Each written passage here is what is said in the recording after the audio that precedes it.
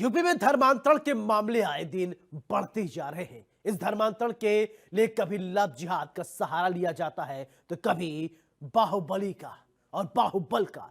ऐसे में यूपी के सोनभद्र से जो खबर निकलकर सामने आई उसने एक बार फिर से प्रशासन के कान खड़े कर दिए। सोनभद्र की एक आदिवासी लड़की ने एक मुस्लिम परिवार पर धर्म परिवर्तन का दबाव बनाने और जान से मारने का आरोप लगाया, जिसके बाद पूरे परिवार में दहशत का माहौल है। पूरा परिवार सहमा हुआ है और एक रिपोर्ट हम आपको दिखाएंगे और समझिए।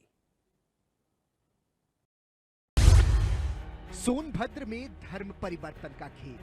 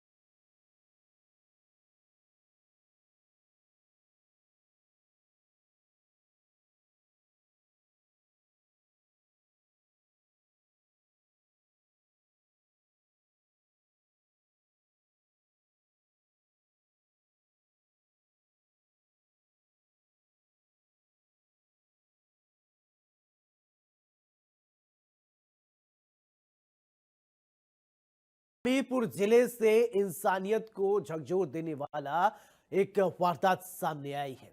हमीरपुर जनपद में युवती को जिंदा जलाने के मामले से सनसनी फैल गई है। रात के सन्नाटे में बताया जा रहा है कि बचाओ बचाओ की आवाज सुनकर दहशत का माहौल हो गया, सभी डर गए। माहौल है तो वहीं पुलिस विभाग में हड़कंप मच गया। ये घटना गवाह इस कलयुगी दुनिया और उस दुनिया में रहने वाले निर्मम लोगों की जिसने हैवानियत की हदें पार कर दी है। एक रिपोर्ट देखिए।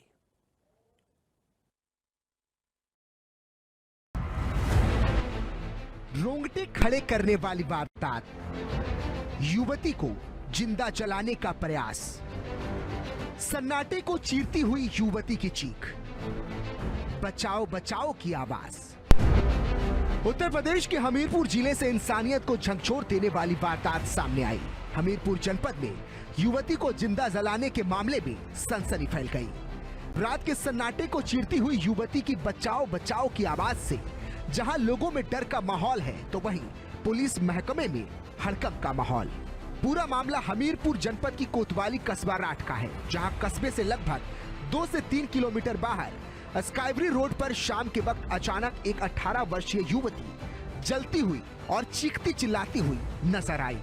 लोगों ने जब लड़की को आग में जलते हुए चिल्लाते हुए सुना तो लोगों के रोंगटे खड़े हो गए और लोगों ने तुरंत पुलिस को सूचना दी। कस्बे से इतने दूर सुनसान इलाके में लड़की का जलना कई अंदेशों की ओर इशारा करता है। युवती के साथ रेप या फिर गैंग रेप जैसी वारदात की आशंका भी जताई जा रही है। लड़की की मां ने बताया कि उनकी बेटी नोएडा में रहती थी और अभी कुछ दिन पहले ही घर आई थी, जो बैंक से पैसे निकालने के लिए घर से निकली थी। तभी उसके साथ ये घटना हो गई। मां ने आगे बताया कि किसी ने साजिश के तहत उनकी बेटी को जलाया है। हालांकि मां की अभी तक बेटी से बात नहीं हो पाई, क्योंकि बेटी अभी तक बोलने की हालत में नहीं है और उसका झांसी में इलाज जारी है। क्या नाम है आपका और क्या घटना हो गई है? मकान पे क्या घटना हो गई है वो मकान की? कल मेरी बेटी बैंक से पैसे निकालने आई थी, कल से मालूम नहीं है क्या हुआ उसके साथ? किसी ने आग लगाई है, वो लगा ही नहीं सकती। किसने आग लगा दी? दूसरे ने? हाँ, किसी ने तो लगाई है उसे। कोई रंजिश अंजस हाँ, कोई तो है था। किसी से रंजिश तो नहीं है? झगड़ा तो नहीं था किसी से? मेरे को मालूम नहीं है, मालूम पड़ेगा। अच्छा, कहाँ रहती थी बेटी? नोएडा में। कब आई थी ये? 2 दिन पहले। अच्छा, घर से क्या क्या के निकली थी? कह रही थी मैं पैसे निकाल लिया बैंक से, मेरी तबीयत खराब है, उसे दिखाने के लिए जहाँ से चली मैंने। क्या लग रहा है आपको? मुझे तो लग रहा है कि किसी की साजिश है। क्या आग लगाई है? हाँ। बता दें कि पुलिस को घटनास्थल से एक पर्स, घड़ी और युवती की एक पायल पड़ी हुई मिली। स्थानीय पुलिस और फॉरेंसिक टीम मौके पर साक्ष्य संकलन कर मामले की छानबीन में जुट गई है। हालांकि पुलिस युवती के द्वारा स्वयं ही आग लगाने की बात कह रही है। अब पुलिस की छानबीन से ही स्पष्ट हो पाएगा कि पूरा मामला क्या है। दिनांक 12 नवंबर 2025 की रात्रि लगभग 20:00 बजे थाना राठ पुलिस को सूचना प्राप्त हुई कि थाना क्षेत्र के अंतर्गत स्यावारी रोड स्थित काशीराम कॉलोनी के पास नगर पालिका की भूमि की बाउंड्री के अंदर एक महिला अधजली अवस्था में पाई गई है। सूचना पर कोतवाली राठ पुलिस तत्काल मौके पर पहुंची। घायल महिला को एम्बुलेंस के माध्यम से CHC राठ भिजवाया गया। प्राथमिक उपचार के उपरांत चिकित्सकों द्वारा उसे बेहतर इलाज हेतु मेडिकल कॉलेज झांसी रेफर किया गया। झांसी में उपचार के दौरान महिला की पहचान हो गई है। उसने बताया है कि उसने स्वयं आग लगाई है। परिजनों को सूचित कर दिया गया है। वर्तमान में थाना राठ पुलिस द्वारा घटना की गहनता से जांच की जा रही है। अनावश्यक वैधानिक कार्रवाई प्रचलित है। इस पूरी वारदात के बाद पूरे इलाके में हड़कंप का माहौल है। लोग घरों से निकलने में डर रहे हैं। इस अग्निकांड की घटना ने पूरे शहर को हिलाकर रख दिया है। हमीरपुर में जलती हुई युवती के मिलने से सनसनी फैली हुई है। आपको बता दें पूरा मामला राठ कोतवाली कस्बा का है। राठ कोतवाली से लगभग 2 से 3 किलोमीटर दूर कस्बे के बाहर नगर पालिका स्टोर की एक ज़मीन पड़ी हुई है, जिसमें चारों तरफ से बाउंड्री है और वहाँ पे सुनसान इलाका है। आपको बता दें कि उस इलाके से एक युवती की चीखने और चिल्लाने की आवाज़ लोगों को सुनाई दी। जब लोगों ने देखा तो एक युवती आग की लपटों से जलती हुई बचाओ बचाओ चिल्लाती हुई नजर आ रही थी। लोगों ने जब ये पूरा माजरा देखा तो लोगों के रोंगटे खड़े हो गए और लोगों ने पुलिस को सूचना दी। मौके पर पहुंची पुलिस ने तुरंत ही आनन फानन में युवती को इलाज के लिए सामुदायिक स्वास्थ्य केंद्र राठ में भर्ती कराया।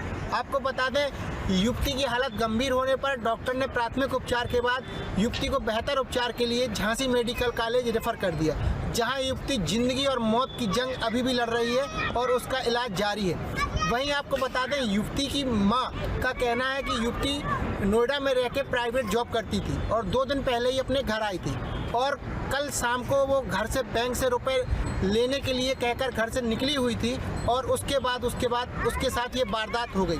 जब माँ को वारदात का पता चला तो माँ का कहना है कि बेटी के साथ किसी ने साजिश के तहत उसको जलाया है। वहीं आपको बता दें, पुलिस का कहना है कि जो युवती है उसने खुद ही आग लगाई है और आग लगाकर उसका ये हाल हुआ है। लेकिन सोचने वाली बात ये है कि युवती आखिर कस्बे से 2 से 3 किलोमीटर दूर सुनसान इलाके में जाकर आग क्यों लगाएगी। अब ये जांच का विषय है कि युवती के साथ क्या हुआ है। हालांकि लोग चर्चा कर रहे हैं और आशंका भी जता रहे हैं कि युवती के साथ रेप या फिर गैंग रेप जैसी वारदात के बाद उसको जलाया भी गया हो सकता है। अब ये जांच का विषय है। पुलिस और फोरेंसिक टीम मौके पर पहुंचकर लगातार छानबीन कर रही है और जांच पड़ताल में भी जुटी हुई है। अब सच्चाई तभी सामने आ पाएगी या तो लड़की का बयान सामने आ जाए। हालांकि जो लड़की है अभी वो पूरी तरीके से बोलने की हालत में बिल्कुल भी नज़र नहीं आ रही। डॉक्टर ने जो रेफ़र किया था यहाँ से, उनका कहना था कि 90% लड़की पूरी तरीके से जली हुई थी। अब यदि लड़की अपना बयान दे पाती है तभी स्थिति स्पष्ट हो पाएगी कि लड़की के साथ कहीं कोई बहुत बड़ी वारदात तो नहीं हुई और उसके बाद उसको किसी ने जलाया तो नहीं। अब ये पूरा जांच का विषय है और जांच के बाद ये स्पष्ट हो पाएगा कि लड़की ने खुद आग लगाई है या फिर उसके साथ कोई बड़ी वारदात हुई है और उसको जिंदा जलाया गया है। Veer Dhananjay, India News, Hamirpur. Etawah police ने ऑनलाइन डेटिंग ऐप के जरिए की गई ठगी को लेकर एक सनसनीखेज खुलासा किया है। ऑनलाइन डेटिंग ऐप के माध्यम से लोगों को झांसे में लेकर ठगी करने वाले गिरोह का पर्दाफाश करते हुए 3 अभियुक्तों को गिरफ्तार कर लिया गया है।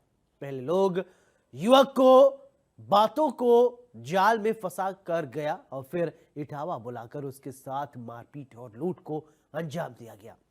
ये मात्र एक घटना नहीं बल्कि चेतावनी है ऐसे लोगों के लिए जो ऑनलाइन डेटिंग ऐप के माध्यम का इस्तेमाल करते हैं और सामने आने पर भरोसा कर बैठते हैं। ये रिपोर्ट और ऐसे युवा रहे सावधान। ऑनलाइन डेटिंग ऐप ठगी का ठिकाना, फर्जी प्रोफाइल, युवक से चैटिंग, पहले बहलाया फिर इटावा बुलाया, पहले पिटाई फिर ठगी को दिया अंजाम। पुलिस ने किए चौंकाने वाले खुलासे। इटावा पुलिस ने ऑनलाइन डेटिंग ऐप के जरिए की गई ठगी को लेकर एक सनसनीखेज खुलासा किया है। ऑनलाइन डेटिंग ऐप के माध्यम से लोगों को झांसे में लेकर ठगी करने वाले गिरोह का पर्दाफाश करते हुए 3 अभियुक्तों को गिरफ्तार कर लिया गया है। घटना का खुलासा तब हुआ जब औरैया निवासी शिवम आर्या ने थाना जसवंत नगर में शिकायत दर्ज कराई कि डेटिंग ऐप के माध्यम से चैटिंग कर उसे बहलाया गया और इटावा क्षेत्र में बुलाकर उसकी पिटाई की गई। आरोपियों ने उसके मोबाइल से पासवर्ड लेकर 45,000 रुपए अपने खाते में ट्रांसफर करवा लिए। पुलिस ने बताया कि आरोपी पहले गे डेटिंग ऐप के जरिए लोगों से दोस्ती करते थे। इसके बाद वे मुलाकात के बहाने पीड़ितों को बुलाते और उन्हें प्रताड़ित करते थे। पीड़ितों के मोबाइल से ऑनलाइन गेमिंग ऐप अल्ट्रावीन के माध्यम से जबरन पैसे ट्रांसफर करवा लेते थे। इस गिरोह का शिकार हुए औरैया निवासी शिवम आर्या पुत्र अमर सिंह ने पुलिस को शिकायत दी। उन्होंने बताया कि आरोपियों ने उन्हें झांसे में लेकर कार में बैठाया, उनके साथ मारपीट की और उनके मोबाइल से 45,000 रुपए अल्ट्रावीन ऐप में जबरन ट्रांसफर करवा लिए। ये थाना जसवंत नगर पे कल शिवम आर्या एक युवक ने एक एप्लीकेशन दिया कि गेमिंग ऐप के थ्रू कुछ लोगों ने हमसे कांटेक्ट किया, फिर मुझे बुलाया और अपनी गाड़ी में रखा। फिर उसमें कुछ लोग और साथ में आ गए और इन लोगों ने मिलकर मेरे साथ मारपीट की और मेरे ऑनलाइन ऐप के थ्रू मेरे बैंकिंग ऐप से पैसे ट्रांसफ़र करवा लिए। इस शिकायत पे थाना जसवंत नगर की टीम ने और सर्विलांस और साइबर की टीम ने जब कंबाइंड रूप से सीओ जसवंत नगर के मार्गदर्शन में काम करना शुरू किया, इन लोगों ने ना सिर्फ ऑनलाइन बल्कि ऑफलाइन दोनों तरह की साक्ष्य इकट्ठे करने शुरू किए। सीसीटीवी फुटेज से कहाँ ये लोग गए और फिर उसके बाद जो इनके मोबाइल नंबर्स और ये चीज़ें मिली हैं उनके थ्रू जब हम लोगों ने इसमें डिटेल वर्क किया तो एक इंटरेस्टिंग कहानी ये आई है इसमें पूरी। मुखबिर की सूचना पर जसवंत नगर पुलिस ने सराय भूपेद रेलवे क्रॉसिंग के आगे केवला रोड पर घेराबंदी की। इस कार्रवाई में तीनों आरोपियों को गिरफ्तार कर लिया गया। पुलिस ने आरोपियों के पास से एक Swift Dzire car, 4 mobile phone, 45,000 रुपए नकद और नकली पिस्तौल भी बरामद की। कि ये एक गैंग है जो डेटिंग ऐप के थ्रू गेमिंग ऐप के थ्रू ऐसे प्लेटफॉर्म्स पे अपने फेक अकाउंट खोल लेते हैं और उस पे लोगों को झांसा दे करके, तरह तरह के प्रलोभन दे करके पहले बुलाते हैं, फिर किसी पर्टिकुलर जगह पे बुला करके और रनिंग कार में, इनकी वो गाड़ी भी बरामद हुई है, एक स्विफ्ट डिजायर कार बरामद हुई है, उस कार में लेके चलते हैं और फिर 3-4 और लड़के उसमें शामिल हो जाते हैं, उनके साथ फिजिकल अब्यूज़, मारपीट करते हैं और पैसों को ऑनलाइन ट्रांजैक्शन ये करवाते हैं। वादी पक्ष से उसके सारे नंबर्स ले करके, उसके पासवर्ड ले करके पैसे पर्टिकुलर अपने अकाउंट में या कुछ ऐसे ऐप्स के जो ऐसे म्यूल अकाउंट्स हैं उसमें डलवाते हैं और फिर वो पैसे बाद में ये अपने अकाउंट में ले लेते हैं।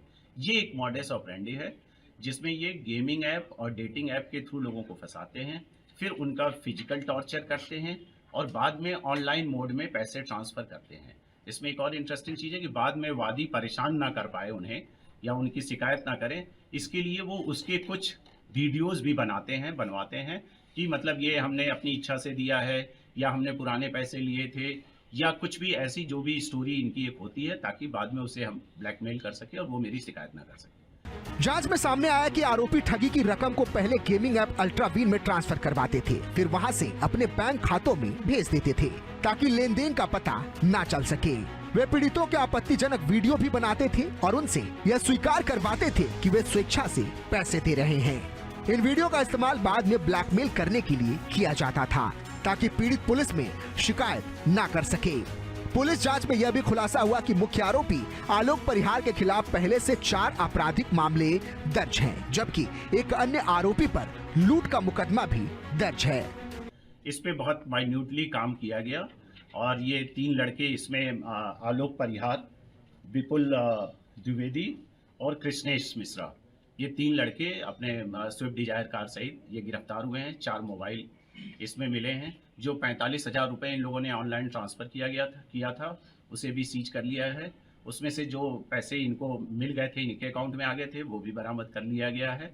और इस प्रकार से जसवंत नगर की टीम ने 24 घंटे के अंदर अंदर एक इंटरेस्टिंग और नए तरह का ये जो क्राइम है, जो कि साइबर क्राइम और फिजिकल क्राइम का एक मिश्रण है, एक अमेलगम है, उसको वर्कआउट किया है और आज इन तीनों अभियुक्तों को जेल भेजा जा रहा है। इसमें एक और इनका साथी प्रदीप उर्फ बूटे, ये अभी हमारा वांछित है, जिसको यथाशीघ्र गिरफ्तार किया जाएगा और इन तीनों को माननीय न्यायालय भेजकर अग्रिम वैधानिक कार्रवाई की जाएगी। जो प्रदीप, जो मुख्य अभियुक्त है आलोक परिहार उर्फ राहुल, ये इसके खिलाफ 4 मुकदमे ऑलरेडी हैं पहले से, जिसमें से 3 इसी तरह के मुकदमे पूर्व में भी लिखे गए हैं। जो पुरानी आईपीसी का 386 था, ये मुकदमे लिखे गए हैं पूर्व में।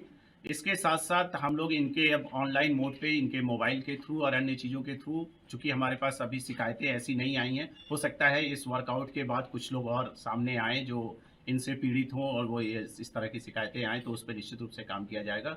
एसपी सिटी अभयनाथ त्रिपाठी ने बताया कि यह गिरोह सुनियोजित तरीके से युवकों को फंसाकर उनसे धन ऐंठते थे। उन्होंने लोगों से अपील की है कि किसी भी अनजान ऐप या गेमिंग साइट पर अपनी जानकारी साझा न करें, ओटीपी या बैंक विवरण न दें। संदेह होने पर तुरंत पुलिस या साइबर क्राइम शाखा को सूचना दें। ये हमारे विवेचना का पार्ट है कि पूर्व में इन्होंने जो किया है उस पर भी हम वर्कआउट करते हुए उनको भी हम शामिल करेंगे। अभी इनके मुझे ये बताना है कि जो मुख्य अभियुक्त आलोक है, इसके खिलाफ 4 मुकदमे हैं।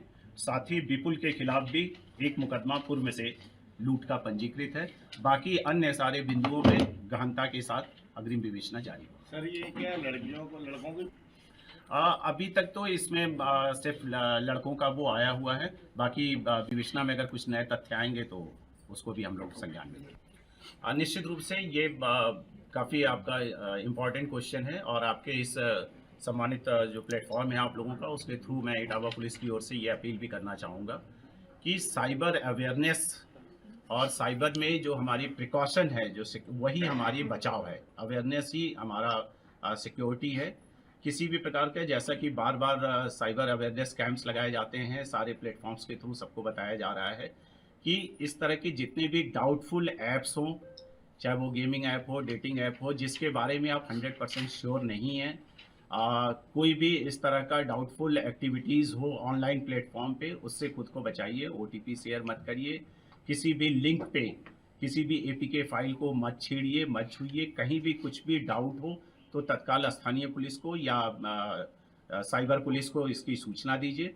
बता दें कि यह पूरी कार्रवाई एसएसपी ब्रजेश कुमार श्रीवास्तव के निर्देशन में सीओ जसवंत नगर आयुष सिंह के नेतृत्व में थाना अध्यक्ष कमल भाटी, उप निरीक्षक ललित किशोर चतुर्वेदी, आशीष कुमार, शुभम वर्मा, रवि कुमार, शुभम पवार और जालंधर सिंह की संयुक्त टीम के द्वारा है। जो एक इसकी स्टडी हुई है, इन सारी चीज़ों के बीच में कहीं ना कहीं लालच एक बड़ा फैक्टर होता है। जो इस तरह के साइबर अपराधी हैं वो जो वादी हैं उनके किसी न किसी कमजोरी का फ़ायदा उठाते हैं, जो फाइनेंशियल भी हो सकता है या अन्य भी किसी तरह का हो सकता है। इससे बचें और खुद भी जागरूक रहें, लोगों को